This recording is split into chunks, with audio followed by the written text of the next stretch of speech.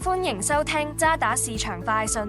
渣打銀行播客系列隨時隨地為你提供市場觀點同分析。歡迎嚟到渣打投資觀點。踏入馬年，渣打 CIO 為大家送上3封利是錦囊，希望大家投資馬到功成。第一封利是係拆解今年嘅投資吉位，可以留意美國同亞洲。季度業績顯示美國企業今年嘅盈利增長強勁，綜合增長預期14.6%，科技行業領漲，增長預測去到32.3%，為股市持續上升提供咗基本支持。我哋仍然超配美國股票，偏好科技股。不過喺泡沫爭論之下，應該避免過度集中人工智能同科技行業，可以分散配置健康護理同公用股。基於航空交通增長穩健同埋地緣政治風險，美國航天與國防股咧，亦都提供咗技術買入機會。地域多元化係今年嘅重點，我哋亦都保持超配亞洲隨日本股票。近月已經跑贏美國，美元偏弱，維持亞洲股票嘅吸引力。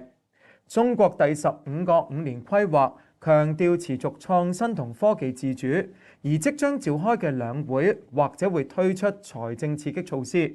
印度市場相對成個地區表現落後，提供咗增持機會。美國同印度達成貿易協議，風險回報改善。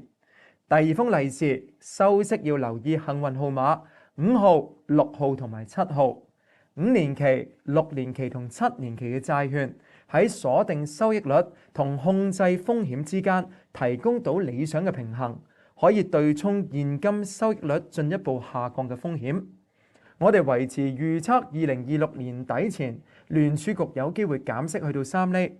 不過美國財政、通脹同聯儲局獨立性嘅風險持續為債券帶嚟波動，預測短期收益率嘅跌幅會大過長期收益率。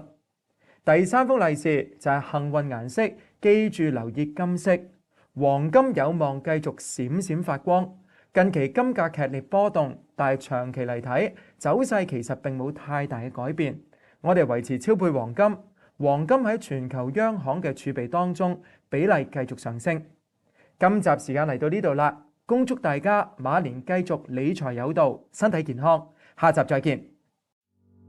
多謝收聽渣打銀行嘅播客系列渣打市場快訊，詳情可瀏覽我哋網站嘅最新市場觀點，或者點擊描述內嘅連結。